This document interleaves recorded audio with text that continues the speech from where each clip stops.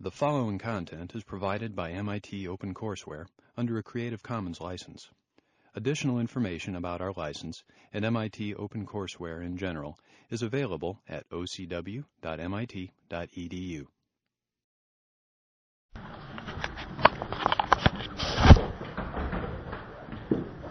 Good. Yep. Good. Can you just point in the direction of your teaching assistant doing the time logging? Right here.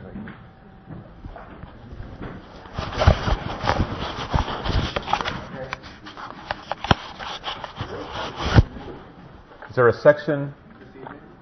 No, there are no sections for a few days. The sections, both the weekly sections and the extra sections, will be on the website. That's your best place to look. If you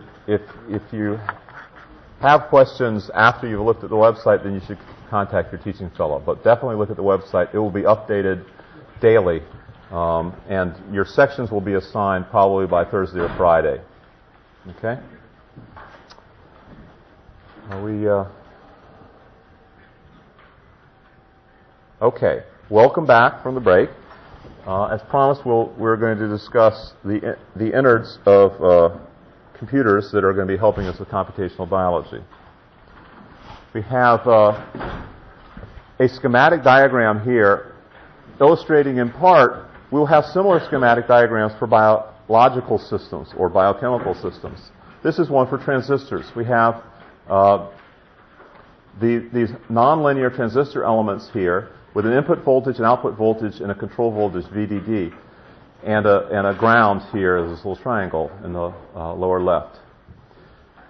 These transistors are in this circuit here that is certainly a higher level description, allows you to put down the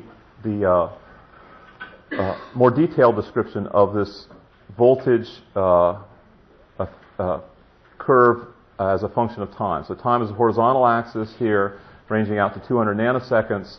And this is all done in a program, a simulator called SPICE, of this complementary metal oxide inverter.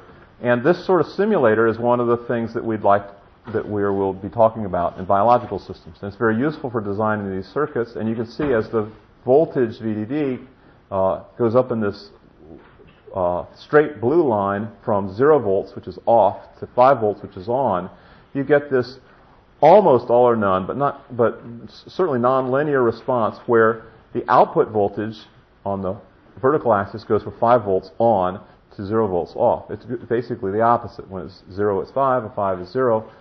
But in between, you can see there's this gray zone. You want to stay away from this in digital circuitry. You want to stay fully saturated or basically 0 volts.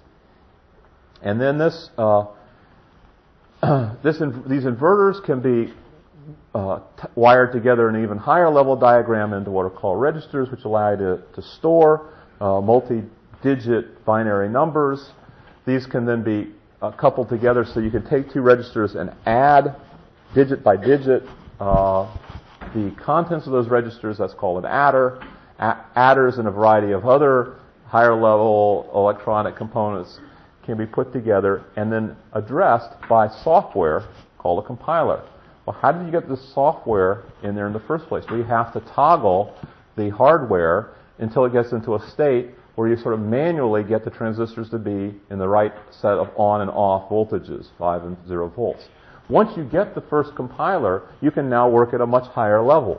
A compiler is basically something, all this code that I've been showing you so far, the Perl, the Fortran 77, the Mathematica, and so forth, those are all things like print x above 1. That is like compiler. It's code which you can type in. It's almost English. Some of you may say it's not nearly close enough to English. But it's much closer than dealing with these little voltages, okay?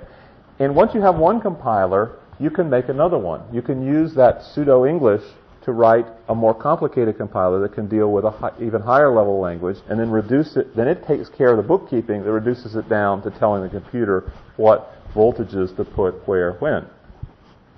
As you go up to still higher ones, we have these high-level application programs which might have, intense graphics or something like that. Okay, so that you really get a world view that is much more in resonance with our primate visual and auditory senses. Now, this idea of self-compiling and self-assembling is very interesting, very self-referential. Many of the things in this course will be.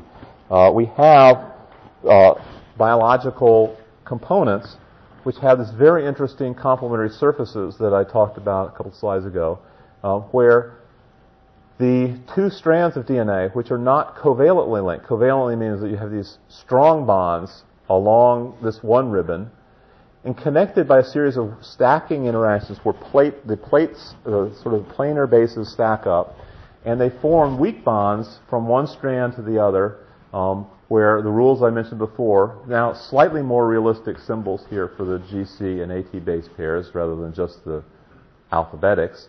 But this is still symbols. This is not really electron density. We're using letters instead of the electron density of nitrogens, carbons, oxygens, hydrogens.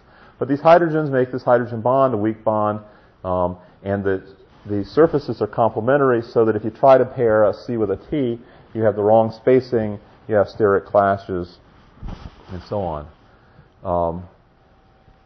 This process by which one sequence will not make the same sequence right away. Replication does not make an identical sequence. It actually makes a complementary surface. And then one more cycle, and you get back to the original. Just like that example I gave before of the trinucleotide going to a hexanucleotide, and then that helps the second round. This is very analogous, except now these molecules, instead of being 6 nucleotides long, they can be hundreds of millions of nucleotides long. So, this introduction to minimal life, all these life have in common self-assembly, catalysis, replication, mutation, and selection. The monomers, meaning the simple molecules taken from the environment being defined by some boundary. This could be a fairly flexible boundary, it could be a membranous boundary, it could just be some kind of aggregate. The small, simple monomers, these combine to make complicated polymers, and then this replication process continues. When we go to more complicated systems, now this is the central dogma. The DNA, the long-term stable storage, is accessed by making ephemeral RNA, which then encodes proteins. And in some systems, RNA can replicate, RNA can be reverse transcribed to DNA. Unfortunately, the AIDS virus is one of them that does this. DNA can replicate itself. And certain pathological cases, or actually certain cases, I should say, proteins can in an autocatalytic cycle, recruit other proteins to their particular state. These are called prions, and they're basis in mad cow disease and things like that. But again, you've got a boundary for the replication and simple structures come in and complicated structures are generated. When we talk about the polymers, we're going to quantitate their amounts and their interactions. They initiate, elongate, terminate, they fold, they get modified in various ways. In other words, it's not just a simple linear polymers. Their position in space is important, and they are either degraded or diluted during the replication process. This gets even a little more complicated when we talk about functional genomics. Here, we measure the growth rate, we measure the concentration of RNA and proteins. Sometimes their localization is important, measure that too. That's called gene expression. And the interactions are important to be part of this measurement process. These measures and models I've been talking about are how we get to defining enough about living systems so we can model. So here's another model. This is a Rorschach test, as you might take. You go into a psychologist's office maybe long ago, and they'd say, look at this ink blot. What does it remind you of, bad things your father did, so forth. Here, the Rorschach test is, what does this curve remind you of? Giving you some hints. Exponential curve, great. And how do you get, this is like the stock prices before .com crash. How do you get this? Either, how do you find it in biology for the biologists, or how do you find it mathematically for the rest? Yeah. Human population growth. Yeah, that's a good biological example. Maybe, and Malthus and others have said this can't go on forever, but this is not a fact. It's a pretty solid speculation. So, how do you get this? Well, for those of you who prefer to see or expect to see stocks go down as well as up, we've got an exponential decay curve in magenta to sort of as a reflection of the exponential growth curve. These are just e to the kt or e to the minus k, or where k is positive, and this is the world's simplest differential equation. Y, the y-axis, is a function of time, the horizontal axis, and the small changes in y with small changes in time, dy dt, that's sort of the slope of the y as it goes up the blue exponential curve, is related to how much y. The more humans there are, the faster the human race replicates. Okay? And it just keeps getting more and more, and that's why it has this exponential curve. This is much steeper than quadratic. And its origins are way back here. And similarly, the exponential decay, as you might get with radioactive substances, follows a reverse process. And if you integrate this, you get a very simple integral. It's what we've been talking about. It's e to the kt. So it's an exponential function of time, y, say the human population or your stocks, where e is this number that we highlighted before, about 2.7. If you're interested in half-lives, which sometimes people are, like radioactive decay or half-life of replication of bacteria in a solution, it's a very simple formula that gets you from the rate constant, k, this is like a biochemical rate constant, to a half-life. This is growth and decay. So what limits this? Why doesn't it just keep going up? What we've been looking at is the lower left-hand corner of this graph in slide 29, where it goes exponentially up from close to zero, not quite, and eventually it will plateau, or worse yet, it might come down. And what causes it to plateau is exhaustion of resources. And if you get enough accumulation of waste products or enough exhaustion of resources, you can plummet. If you just zoom in on this little part here, one way of analyzing it, very hopefully known to some of you, is that you take the logarithm of y and plot it versus t. So t is linear axis, and the vertical axis is logarithmic. Now you get a straight line, at least for the beginning here, and then eventually it will plateau the same as this one does. And that's a way of telling that you have a simple exponential. You have e to the t power, or 2 to the t power, or anything to the t power. Those are all simple exponentials, and they'll give a line when you take the logarithm. Now, what does Mathematica do to help us here? You set up this equation. Instead of saying dy dt, you can say y prime of t. That's just shorthand. It's very commonly used in calculus.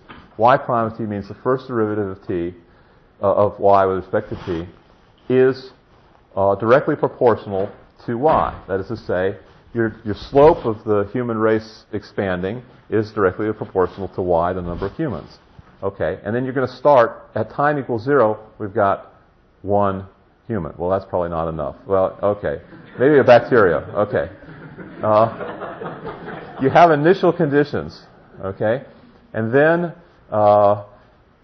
and so you just say solve it. You tell the computer. So everything to the right of this equation is something you can type in to Mathematica, do a differential equation solve of this string that I typed in here, which tells you the initial conditions and the formula. And boom, out comes this, you didn't type this in. Mathematica came up with this, e to the t power. That's pretty cool. Even though it's the world's simplest differential equation, it solved it. Try to do that in your other favorite programming languages, Excel or Fortran or Perl or Python or whatever, C. This is really powerful. Now, this is analytic or symbolic or formal. These are various terms you would say for this trick. And as the equations get more and more complicated, this becomes more and more amazing, almost intelligent. Eventually, they get complicated enough that neither humans nor Mathematica can solve them. And so what you do then is you use a numerical approximation where you take little steps and you solve it by numeric approximation. But you set it up the same way. You tell it that the derivative of y with respect to t is proportional to y, or in this case, proportionality constant is 1. Same initial conditions, 1 starting bacterium. But now you tell it what interval you want to do this. You don't want it to have to do these little steps all over all, negative to positive infinity for time. You just want to say, I'm just interested in time from 0 to 3 minutes or hours or whatever, years. Okay? And then you evaluate it, and you can plot this, which appeals to the primate visual system, these plots. And you'll see lots of plots in this course. But now here, y, a function of t, is this exponential curve. And if we plotted log of y as a function of t with this numerical solver, it would be a straight line. Now we give you some where it isn't a straight line. These are all logarithmic on the y-axis, and they're all linear on the horizontal axis, and they're all time on the horizontal axis, linear time, and they're more than simple exponentials. They're going up faster rather than going out slower, which, we think human population, bacterial population, and so forth, they'll go up sort of linear on a log plot and then flatten out. These things are just going faster and faster. What are these things? Well, even though your .coms didn't work out, if you had a stock portfolio in Western European commerce in the year 1000, you'd be in really good shape now in the year 2000. This is not only going exponential, it's going steeper than exponential, and we all hope that this will keep going forever, that the gross domestic product of people in Western Europe and the world will just keep going up, and this is due to technology. And technology keeps reinventing itself, and hopefully it can keep doing that. Here's another example. This is more drilling down to specific technologies that have been on a super exponential or hyper exponential, I don't know quite the right term here is, for a long time. These are greater than linear, steeper than linear. These are close to quadratic, and so it's an exponent of a quadratic. And these are for transmission rate in pink of data from the Morse code in the 1830s to optical fibers here in the present. And then the blue are digital processing from the first census in 1890s to modern computers, and this is instructions per second per $1,000. Now, this unit, the little piece of this is integrated circuits that Moore's law refers to from just the tiny end of this from 1965 onward, refers to integrated circuits. And these will run out of gas pretty soon, everybody tells us. But this curve may not, because it goes beyond it. It predates integrated circuits, and it will post-date them. And who knows where this leads, but yeah. What's the R-squared? I'm sorry. We'll get to that at the end of this lecture, but it's a correlation coefficient, which is to what extent is there a fit between one curve and another? How well does the calculated curve fit the observed data collected? And so these are around 99, which is very good correlation, and better than the linear plot. But of course, you have more adjustable parameters. Okay. Another sign of hopefulness is data are coming in faster. So this is, our life is getting better, our computers are getting faster, and data is coming in from the Genome Project. And this little inflection point where it was sort of log linear for a while, and then a new log linear. So overall, it's super exponential. And this is for the number of base pairs we can get per dollar, starting with transfer RNAs in the late 60s and ending with who knows how many human genomes that we will have by the year 2010. Now, where does all this exponential growth go? Some people think we will be creating computers that are smarter than we are soon. What would this require? Here's a nice back-of-the-envelope example of systems analysis where biology meets computers.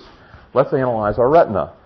All of our retinas are processing right now, hopefully. Hans Moravec simulated a retina for video imaging where he did edge and motion detection, and it required about 1 billion instructions per second to match the 10 times per second which you're updating the retina. The brain is about 100,000 times larger than the retina, and if this scales linearly, which is speculative, then you need a computer that has about 100 million MIPS, or about 10 to the 14th instructions per second of compute power and a similar number of bytes. Now that back in 1998, that was still quite a ways away, but here in 2002, the best supercomputer, and this site keeps track of the top 500 supercomputers, and trust me, your computer is not on that list. But anyway, the top one is within a factor of 10 of this compute power. Now, probably the Earth scientists that own this thing will not bother to try to see if it can do ordinary human things, like watching soap operas. But we're in that range. We need to be cognizant of the possibility. Here's another model. I've tried to put it in the same units we've been talking about, this exponential growth. Again, we have the rate constant k. We have the y, the human or bacterial population growing exponentially. And here now we've tried to model the case where, yes, as you have a great population size means greater growth until it gets close to the maximum carrying capacity, the 100%, the 1, the maximum it can go. And then it will plateau. So you have it plateauing near 1. And this is called the logistic map. Is the basis of that complexity calculation we talked about earlier. And here the population size is a function of the rate constant, and it has both. It both grows when y is small. As y scales up, it goes up exponentially, and then finally, as it approaches the maximum of 1, it plateaus. However, if you get greedy and you increase your growth rate beyond, say, here it's very, very small, very ungreedy, just 1.01. That's like a 1% interest in your bank account, okay? But you still, you grow exponentially, given enough time.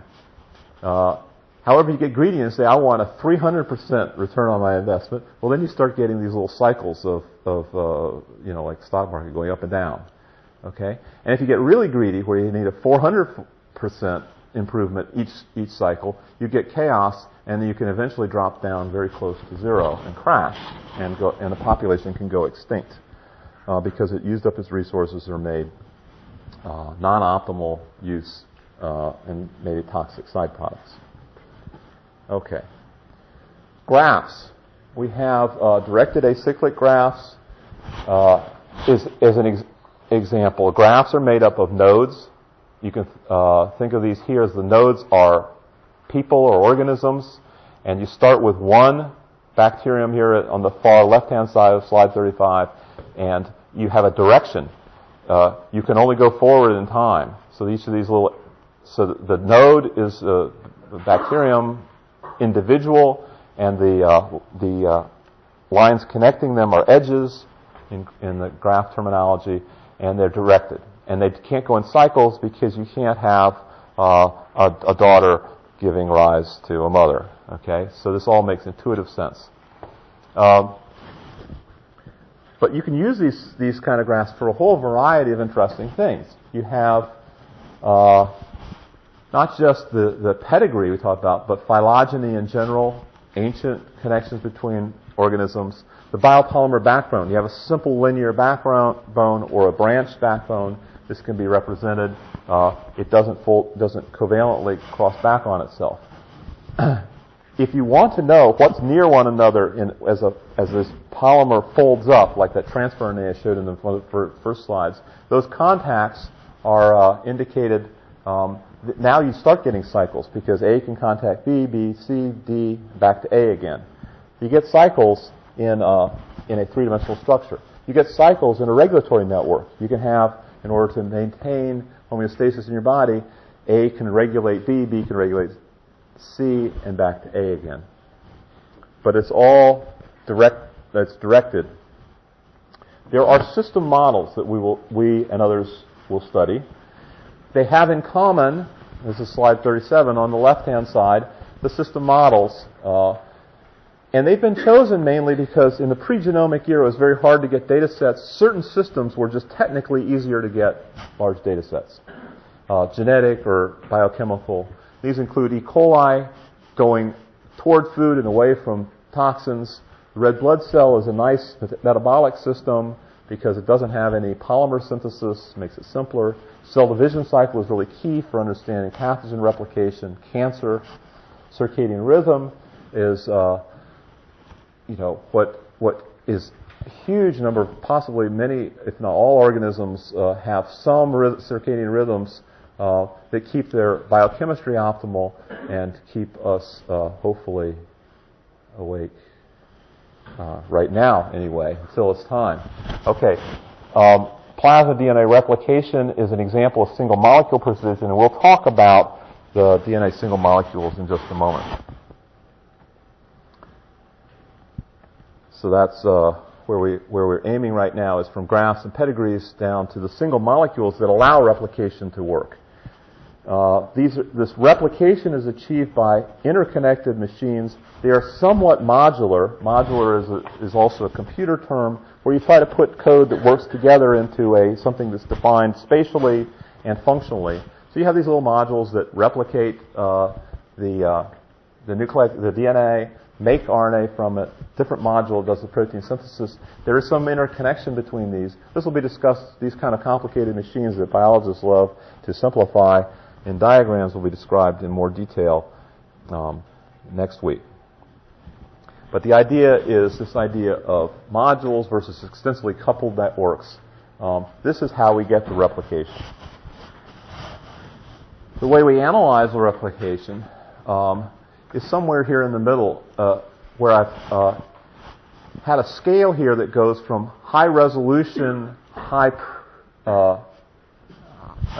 very accurate descriptions of physical processes, sort of in the nanometer femtosecond range on the far right-hand side of slide 40, to things that are very long time scale, very large scale, sort of kilometer years that happen in population dynamics, sometimes global population dynamics. You should understand that all of these models we'll be talking about are approximations. As we go down this scale, it gets more and more computable to compute more and more complicated things, but at the cost of greater and greater approximations. Even the molecular mechanics that we use in conjunction with crystallographic diffraction data is amazing computational chemistry, but it's a great approximation of quantum mechanics, which is in turn an approximation of quantum electrodynamics, which itself is an approximation. And all of these things are very hard to compute on any even reasonable atomic system, multi-body problem. The big approximation for molecular mechanics is that you have spherical atoms, so you don't have the distortion of the dipole that occurs in very useful bonds, such as the hydrogen bonds in almost all non-bond interactions. That's poorly approximated, but it's the best we have that can be computed right now in most computers and even modestly large molecules.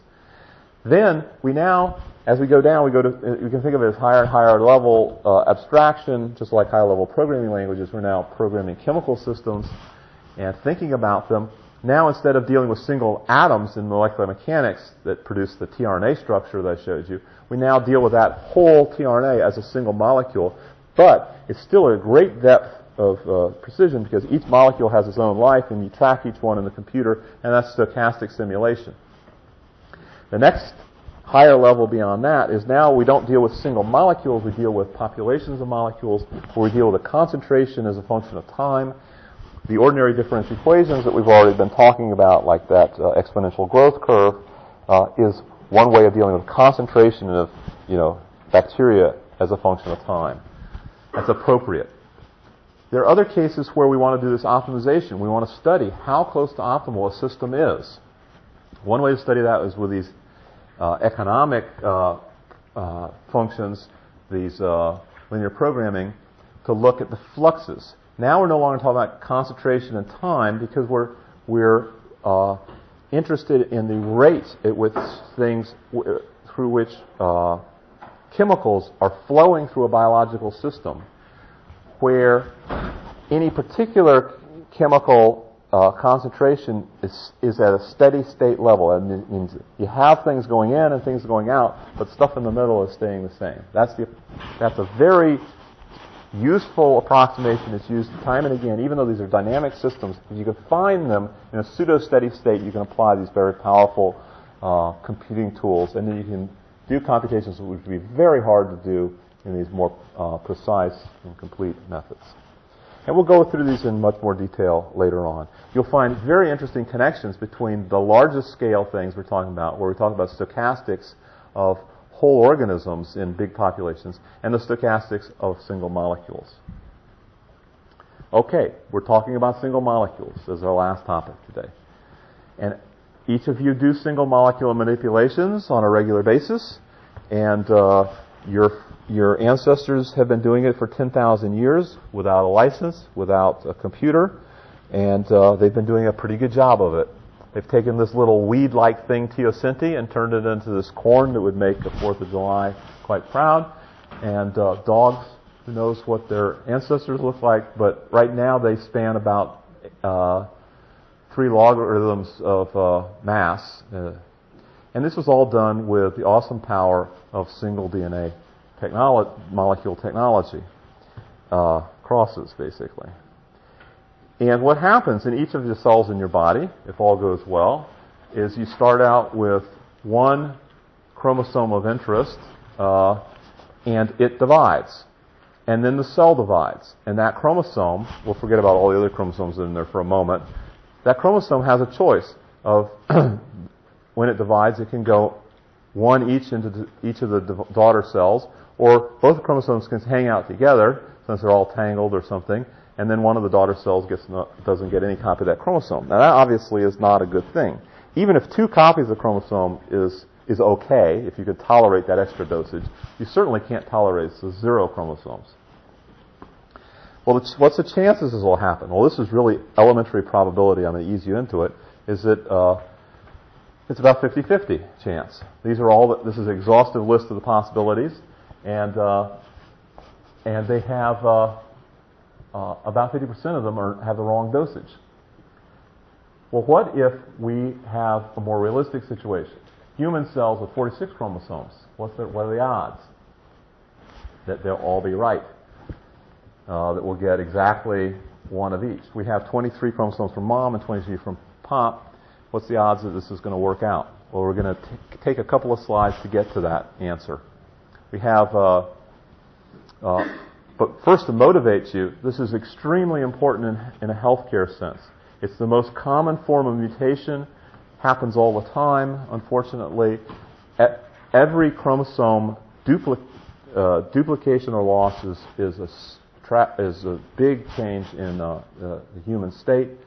And the mildest of all of the additions or subtractions of a chromosome, here you just have 3 copies of chromosome 21, everything else normal. So 1.5 dosage of one of the smallest human chromosomes has an enormous impact. Most of you have seen someone with Down syndrome, which is severe mental retardation, and heart defects and various other organs. Yeah, question. This problem that you just described, in reality, though, is not random, because there are mechanisms in the cell that would bias the 2 chromatids in order not to segregate in one cell. Right. This is a good point. This is what I'm setting us up for exactly that conclusion. It cannot be random. Single molecules are subject to stochastics, and so to overcome that stochastic process, this should be random. You have to have machines that involve multiple molecules, because only through multiple molecules can you get the statistics to overcome the single molecule. And that's quite a trick. It's not. You can't just casually say, "Oh, there's some machine in there that takes care of this." Okay. Just to expand this a little bit more, we know that certainly the DNA is the case where the single molecule is always a problem. It has to be aided by molecular machines where you use energy, you expend energy in order to make sure the DNA molecules work. We'll get back to that calculation of what the odds are at random.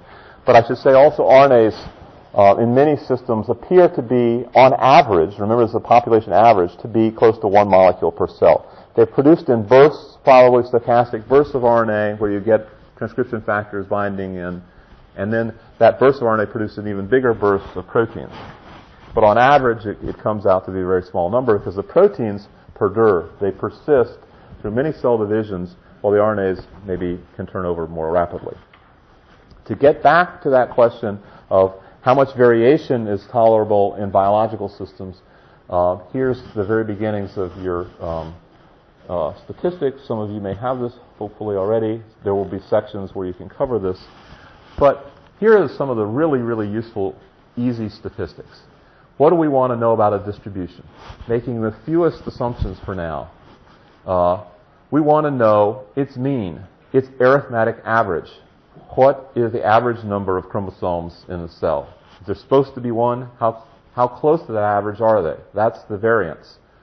To get the arithmetic mean, you basically add up all the numbers and divide by the number that you counted. Add up the values, which are the x's. And then so here you take a weighted sum. The sigma means the sum of the x values weighted by the frequency f of x, the frequency that they occur in the sample that you take. Here r for the mean is just 1. It's taking the first moment to get the mean. The analogous thing is now you correct all the values that you're measuring, these variables, the number of chromosomes, say, and you subtract the mean. So now the mean is for this x minus mu is now effectively 0. The mean is 0, and you want to ask how far from 0 do you deviate? For chromosomes, you want that deviation to be very small. You want the variance to be very small. And it's just the sum of the squares. We want to take the squares because if it deviates either more or less, it's still a tragedy, and you want to keep track of that. So these are two things. They don't make any assumption about what kind of distribution. The distribution can be anything. You can calculate the arithmetic mean and the standard deviation. Another useful concept starts to make more assumptions in interpretation is now you have two variables, say x and y, and you want to ask, do they covary? Are they related to one another? When you do an experiment, you want to ask, do two different experiments, you want to ask whether they're giving similar results. If they're two completely different kinds of experiments, you might want to know whether they're reinforcing each other. You want to know whether they're redundant. If you're observing two biological facts, you don't know whether they are related to one another. It's a discovery if they covary. That's what this means. Covariance is, again, using this concept of expectation. The sum of the x's corrected so that you subtract the means, their averages, and divide by their standard deviations, square root of the variance. So you basically end up with a mean of 0 and a variance of 1.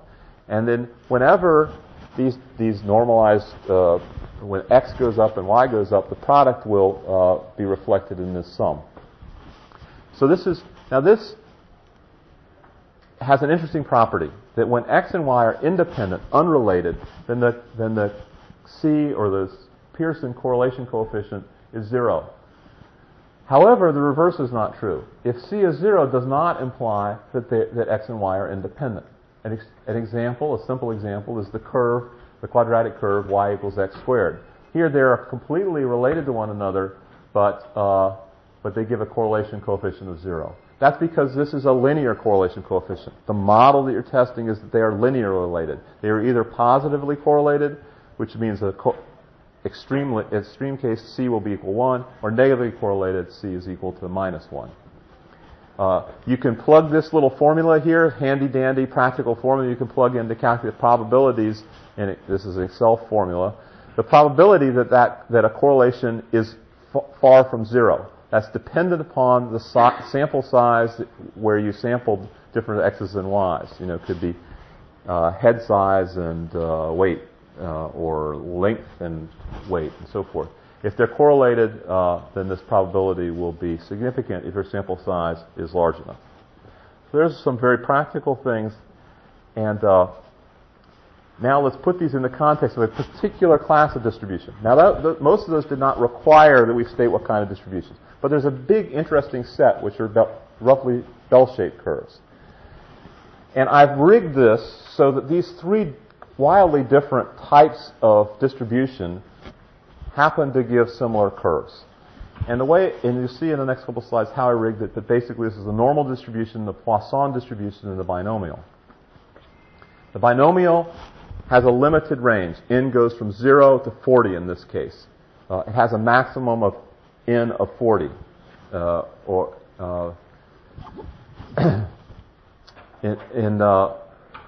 Poisson has a mean, which in this case is 20. The normal distribution has a mean that's similar. The normal distribution can have any range, the standard deviation, and this is set here to be the standard deviation to be the square root of the mean for the Poisson distribution. That's how you can rig these to be similar to one another. I think time is not going to permit me to go through all these in detail, but you will cover these in your statistics sections if you don't already know it. But suffice it to say that the binomial distribution is x has to be an integer, and the integer is limited to going from 0 to n. This distinguishes it from a Poisson distribution where it goes from 0 to infinity, and the normal curve where it can go from negative infinity to positive infinity. Binomial and Poisson are discrete. They happen at integers, while the Gaussians are continuous. The way you calculate this is you want to have the probability of an individual event happening has probability p. So say 0.01 in the previous slide. And then getting exactly x of those is p to the x power as a first approximation. But you also have to, there were actually two cases here, hence the name binomial. If it were multiple cases, it would be multinomial. But the two cases are basically p and 1 minus p. They have to sum to 1. All these probabilities have to sum to 1. So now you have the probability that you get exactly x, and the leftovers go into 1 minus p. But then you also have to correct for the number of different ways that you could get this, the number of combinations, which is the total number of possibilities, choosing x at a time, and then again, the leftover is n minus x. And this is n factorial over x factorial times n minus x factorial. This is the number of combinations.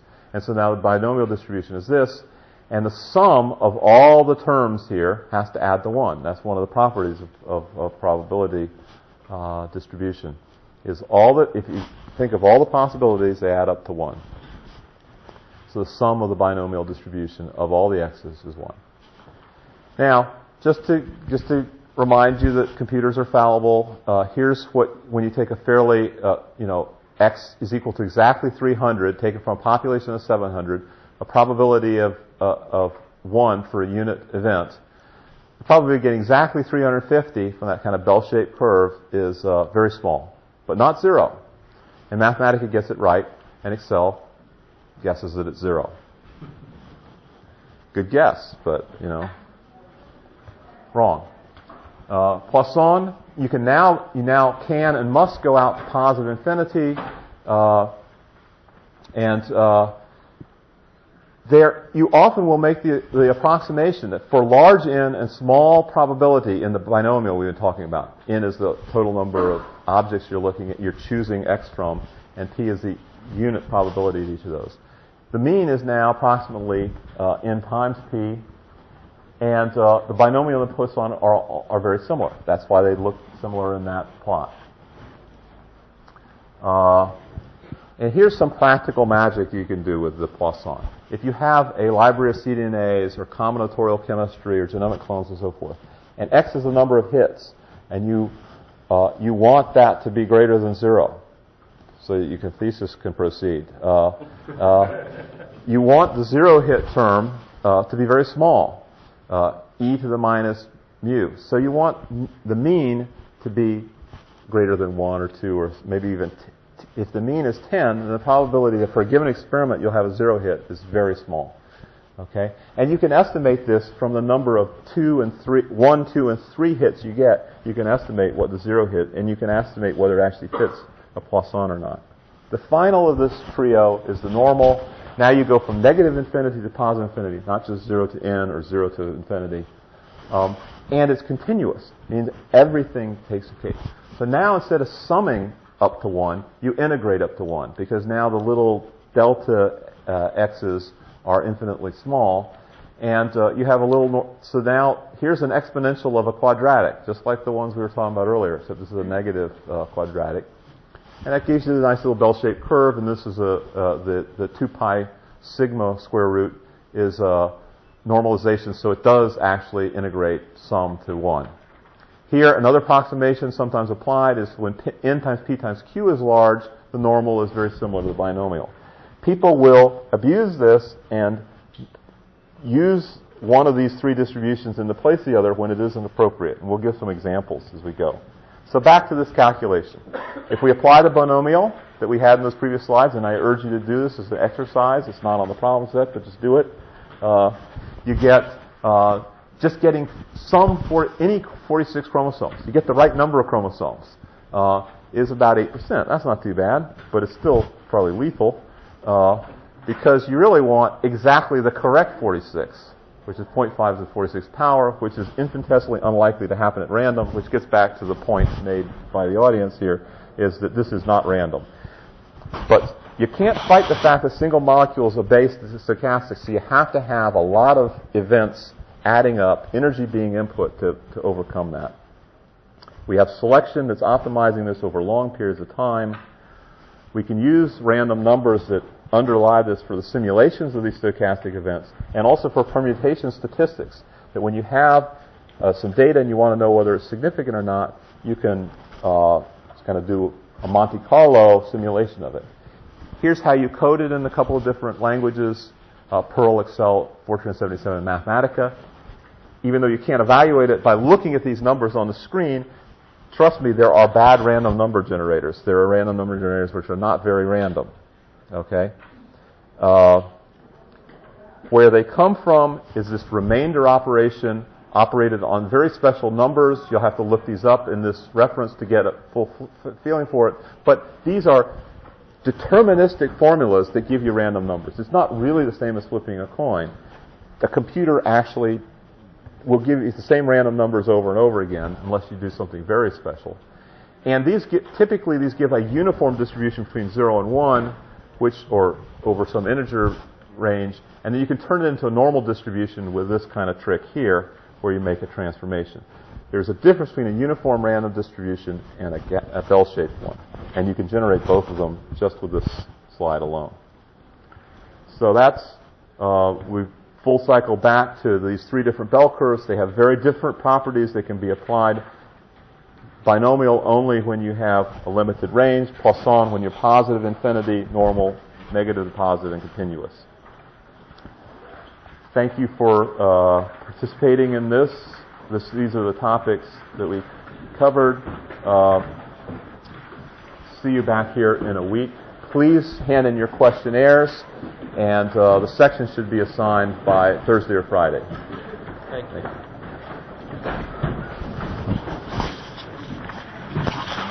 Yeah. My research in this area, how do I consider the reading